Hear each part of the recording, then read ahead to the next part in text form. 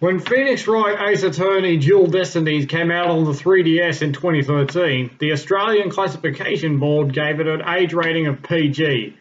Then, when it came out on Android 4 years later, they changed it to MA15+. Now, I know standards can change over time, but let's show some consistency, people.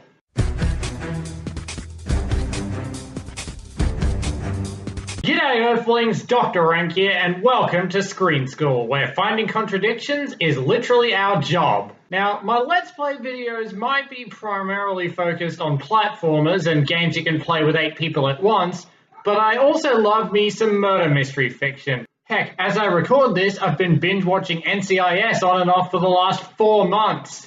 So when the entire Ace Attorney series went on sale on 3DS eShop the weekend of my birthday last year, I was pretty darn stoked. But today I'm focusing on one of the series' more ambitious titles, Professor Layton vs. Phoenix Wright Ace Attorney. This game combines the courtroom drama of Ace Attorney with the brain-tickling puzzle gameplay of Professor Layton. It's actually a pretty decent entry. But one mystery about this game has baffled fans for the last 6 years. When does it happen? On the Professor Layton side of the timeline, it seems to fit shortly after Professor Layton and the Diabolical Box, based on Luke Triton's design being similar to that game. But the Ace Attorney side is a bit more ambiguous. And this is a series that gives you a date stamp when you walk into the next room. So today, I plan on solving this puzzle once and for all. Before we get into it though, spoiler alert for Layton vs. Wright, and also Trials and Tribulations. If you haven't played both of these games to the end, you are going to be spoiled by this video. And also a lot of the stuff I'll be talking about will make no sense to you. You've been warned. As of Phoenix Wright Ace Attorney Spirit of Justice, Phoenix's legal career spans from August 2016 to September 2028. And if you're wondering where I'm getting those years from, it's all relative to the DL6 incident. 12 years is a lot to cover, so our best tactic here is to eliminate when it isn't taking place. And for our first clue, we don't even need to look past the box art. The designs of the Ace Attorney characters bear a stronger resemblance to those of the original Ace Attorney trilogy than those of Dual Destinies and Spirit of Justice. Phoenix's suit jacket is still buttoned up, and he doesn't have the hanging strand of hair yet. Maya isn't wearing any lipstick, and Edgeworth doesn't have glasses. Seriously, Edgy? All this time and that's all you changed? Anyway, the in-universe catalyst for these changes is the 7-year time skip between Trials and Tribulations and Apollo Justice Ace Attorney, during which Phoenix was disbarred from practicing law. Thus, the character designs, combined with the lack of any mention of Apollo, Trucy, or Athena, means that Layton vs. Wright cannot be occurring any later than April 19th, 2019. And even then, the game covers 6 separate dates, and Phoenix continues his League of Attorneys exchange immediately after. So at this point, most of April that year is out of the running. Either way, though, there goes half the series in one fell swoop. But that was the easy part. From here, it gets a little trickier. Now that we've figured out the latest point it could be, we should figure out the earliest. In Chapter 6 of the game, Maya reveals a key she and Layton found in the underground ruins. As she does so, she exclaims one single word. Safari. Safari? Safari? Safari? I don't know, it's a weird catchphrase. But it's not one that Maya Fey invented. She first heard it in Trials and Tribulations, where it was the signature line of Detective Luke Atme, whom they met during the event of the Stolen Turnabout on October 12th, 2018. Well, September 12th if you're Japanese, but we're going on the English timeline. And with that, we've narrowed down our range from 12 years to 12 fortnights. Objection! What about the bonus episodes? The game has downloadable bonus episodes, which include puzzles that didn't make it into the final game. These episodes are set 1 year later, but Phoenix is still a lawyer. How do you explain that one? Simple. Canonicity. The bonus episodes are meant to provide more of a behind-the-scenes perspective on the game. They're not canon, so we can't use them as evidence.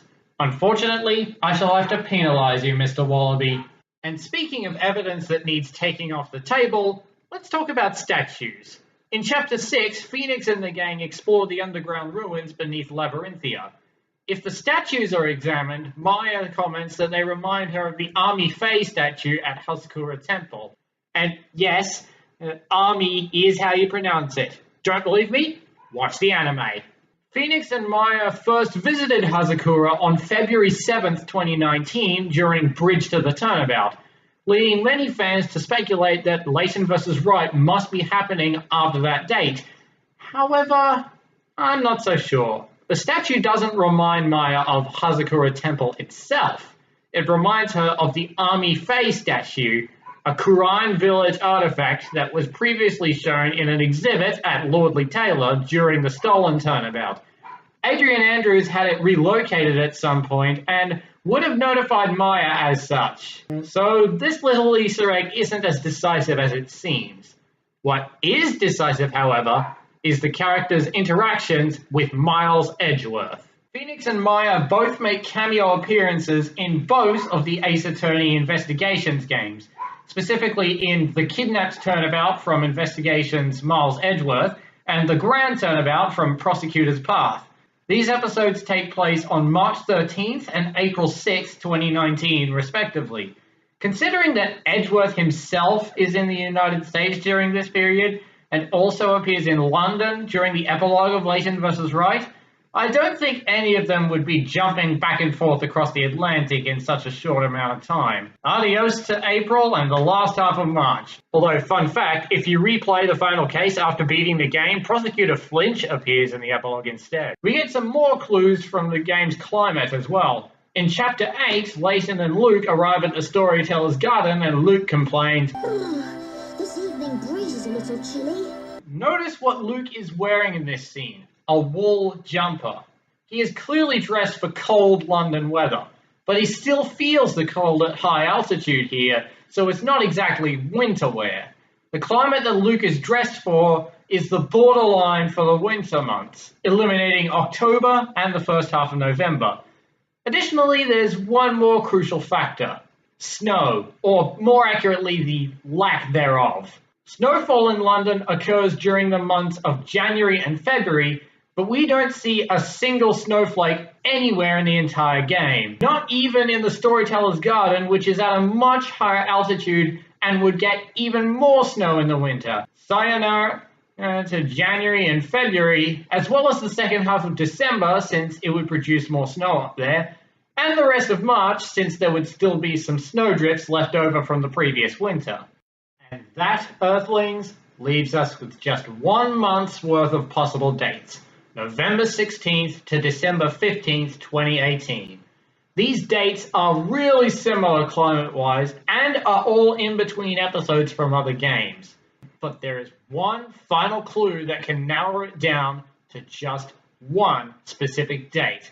And it's not in Layton vs. Wright itself, but rather in Trials and Tribulations. In Recipe for Turnabout, Furio Tigre poisons a programmer at a French restaurant on December 3rd and frames the waitress Maggie Bird. To make absolutely sure that she gets convicted, Tigre uses his resemblance to Phoenix to impersonate him, defend Maggie in court, and lose on purpose. Phoenix's supposed defeat is published in the newspaper, Tigre gets to walk free for another month, and then, on January 6th, Detective Gumshoe shows Phoenix the paper, but Phoenix had no idea about the whole thing. The biggest problem I have with this that never gets explained in-game is the timing. Considering how big a crush Gumshoe has on Maggie, why would he wait an entire month to confront Phoenix about it? And Phoenix never changed offices, so it's not like Gumshoe couldn't find him, right? Except that's exactly what happened. The reason that Phoenix had no knowledge of someone impersonating him for a whole month, despite the publicity of his supposed loss, and why Gumshoe couldn't contact him at his office, is because he was in London on the Legal League of Attorneys exchange program, solving puzzles in a medieval-themed research facility with a teacher in a top hat. Phoenix and Maya's plane lands in London on the evening of December 4th, 2018, and the final witch trial concludes on the morning of December 9th, putting this game smack dab in the middle of trials and tribulations. Class dismissed. Thank you so much for watching, guys. Please leave a like on this video if you haven't already, and subscribe so you don't miss any future episodes of Screen School. And if you want to see more stuff from me, you can click right here to find out whether Crash Bandicoot might be deadly, or right here to see me play Sonic Colors without boosting. That's all for now, and I will see you down under.